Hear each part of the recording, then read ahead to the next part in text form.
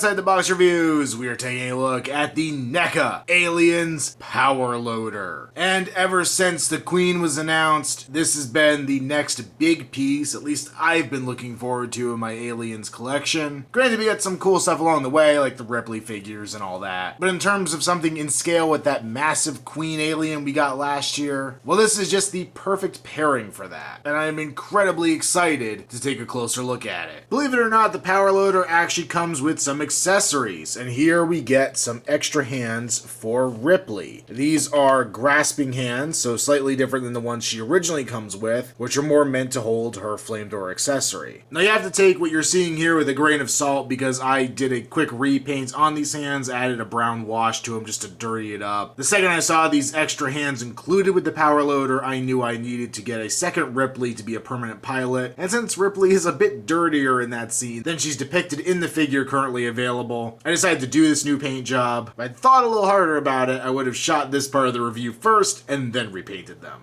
On either arm of the Power Loader, we do have the grip for those hands to hold on to. I found that getting Ripley into the Power Loader is fairly simple, minus actually getting her hands to grip these controls. It's just that the peg joint on her wrist doesn't hold super tight, so I ran into issues with the hands disconnecting from the wrists when trying to get my Ripley figure situated and trying to get the arms posed. I ended up taking a little extra super glue, building up a bit more resistance in that joint, and in the brief testing I've done, it seems to work a little better, but it is an area on this figure that's given me a little bit of frustration so far. Power Loader's sculpt and paint is incredible. We get these two antennae up here that come separate in the package. You have to plug them in yourself, which isn't really too hard to do, but the entire figure is painted this nice yellow, very reminiscent of modern construction equipment. Every last bit of it also has a great dirt wash over it, a brown wash just covering almost everything on this figure, making it look dirty and used, and having that great lived-in universe look that I love in futuristic James Cameron movies, or at least the ones that were practically shot. Up on top there we have the translucent yellow piece that is the warning light on top of the Power Loader. No light up gimmicks in this or anything like that. There's not even anything inside here like the reflector bit that you'd see in a light like this, so don't expect anything crazy out of that. It's just a static piece. Over the top of the roll cage here we have a mesh. Now I think in reality that probably would have been like a chicken wire style mesh, but here it's kind of a cloth piece over there, but it gives a great effect, looking like bent up metal, once again having that worn look. All over the roll cage we actually have, looks like tie-offs or zip ties holding this piece on. We even have other pieces holding the wires in here, and this thing is covered in little wires or hydraulic hoses that are absolutely fantastic looking. Just everywhere on here you just see how everything would work and come together. Going a little further down we start to get into the paint scuffing, where the paint is worn away and we have a nice silver detailing underneath. That's also found all over the figure, which I think is amazing. Here in the front we have the welder, but that we can move forward to burn the Queen or to just weld something, I guess. But really nice detail piece. It is mostly just black plastic, but it really just looked straight up black in the film anyway. So it's a really nice detail on there, and that's what all this wire is going to. The roll cage itself will peg open from the bottom, and the range of it is a bit hindered once you have those antennae on there. If the antennae are removed, you can actually open it really, really wide, which is great for getting action figures in. Ton of great detail inside the cockpit area. We have the rubberized plastic that makes up the backrest in here. Even some rubberized plastic for the headrest with the silver poles holding it up. Then we also have the seat belt in here, which is a 3-piece harness with the 2 belt buckles that will go across the front. So you'll basically just stack them. You have the one in the back, you put the one in front over top of it, and the 2 pieces are connected together at the top, and those just plug into the front there. Then you have a nice secure harness for whatever figure is going inside the Power Loader itself. Similar detail continues down the legs of the Power Loader. We have the same rubberized kind of cushion piece going in here. Then at the bottom here we have the strap that the user's foot will strap into. Just a rubberized piece, and the toe of the boot or whatever will just slide right in there. There was some speculation that the Ripley figure had a peg hole at her toe, that there might be a peg coming out of that section of this piece, but it seems like NECA has really tried to make the Power Loader universal for other action figures, and putting a peg there would make it more restrictive since most figures have their peg at the heel.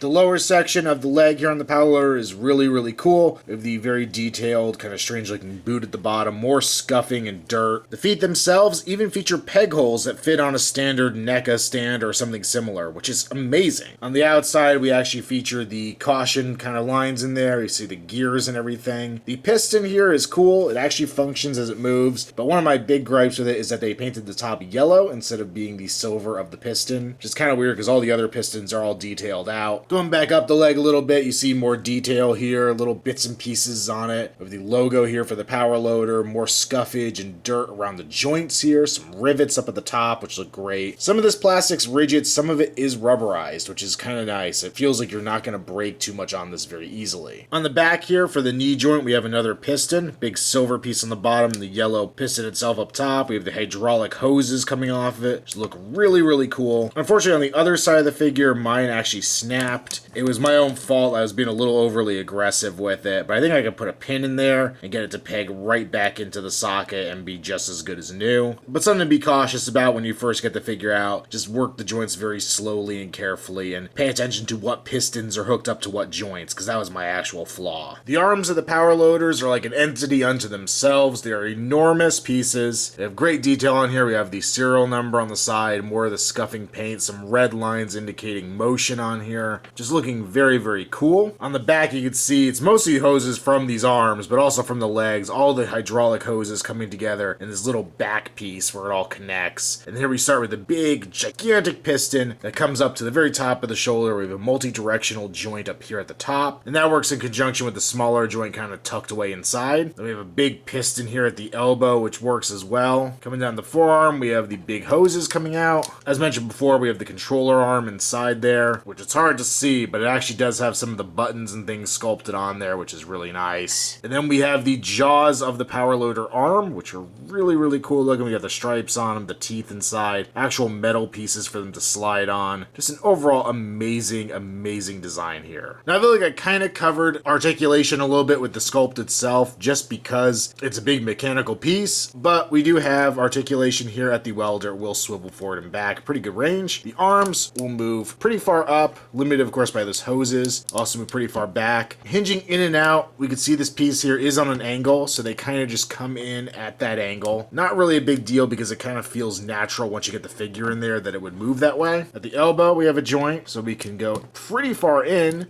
as well as out. Not a full extension there, but really good, and I love the way the piston moves with it. Very smooth, and it actually has a nice ratchet to it to hold it in place. We can swivel in and out on each arm. We can also rotate there at a cut joint at the arm. The teeth move independently. These are a little tricky to handle, because if you move them from the edge, you're really not going to get any movement. You're going to feel like you're going to break it. So you kind of have to get your hand in here where they're actually moving from and kind of just slowly position them. It's a bit of a pain, but also it feels like they're going to be a bit more robust because of that. Here at the hips, they're on a ball joint, so they go forward and back as well as out to the side and kind of pivot in and out as well. At the knee, you could bend pretty far in as well as back out. And then we have a joint here at the toe, so we'll go in and out. Basically 3 ratchets in there to get it to move a little bit. But because of the shape of the foot, it's really convenient because you could use this angled toe to really help position the figure. And for a size comparison, here is the power loader, of course, next to the Alien Queen. Just for reference, this is the NECA Queen with the lower of the 2 stand pieces being used, but it seems to be the more appropriate one to have her interacting with the power loader. And then you can see Ripley there in front, giving a vague idea of a human just standing on the ground next to it. NECA claims that this piece can be used with other 7-inch figures, so I decided to give it a try. Try to put Dutch inside the power loader, and I can't even get his feet to fit into the straps, which I find a little discouraging to fitting other figures in here. The other problem is that it requires a figure with fully articulated legs, so it's really only some of the newer NECA figures, for the most part, that are gonna fit in here at all. But not being able to get Dutch's feet in here, not being able to get the belt around him, I didn't even bother trying to get his hands on the controls just because I couldn't get the other 2. so it's a little disappointing. And, well, I mean, I guess if we want overkill here, we could put Freddy Krueger in the power loader. Still can't get the belt to go around him. I think it's mostly because of the bulkiness of his sweater, but his feet do fit in there. I could probably continue on for hours here, experimenting with other figures, seeing who fits and who doesn't. But I'm going to say most 7-inch figures, particularly male figures, are probably going to have a little bit of trouble fitting into this power loader. It seems to be built mostly for Ripley's smaller frame. I'm honestly not even thinking that the Marines are going to fit in here too easily just because of their bulky armor. NECA's power loader is an incredible feat of action figure engineering. I love that all the pistons move, the paint on it is superb, the articulation is really more than I actually expected it to have, just based on the limitations here. In NECA's first wave of Terminator figures many years ago, and probably before that with the Cult Classics version, they did the endoskeleton with all of its pistons. And granted, most of those pistons are much tinier than anything here on the power loader, but I remember being so disappointed how fragile they were, or how much they limited the articulation. None of that problem is here with the power loader. However, this figure is not without its faults. I already showed you the one broken piston I had, which, as I said, mostly my fault. I don't think it accommodates other characters quite as easily as NECA claims it would, and getting even Ripley, who's the ideal character to place in this cockpit, inside is a bit of a challenge. And now that I've pointed out that there are definitely flaws, I'm gonna give this thing a freaking high recommend. It's an amazing piece. It looks beautiful. And as much as I love the articulation and love messing around with it, doing all kinds of weird crap with it, for the most part, it's gonna live its life sitting on my shelf in a pose. And it's probably gonna sit that way for months on end until I decide I want to change things up again. And as a static display piece, this thing is phenomenal. As a moving display piece, it's still pretty damn cool.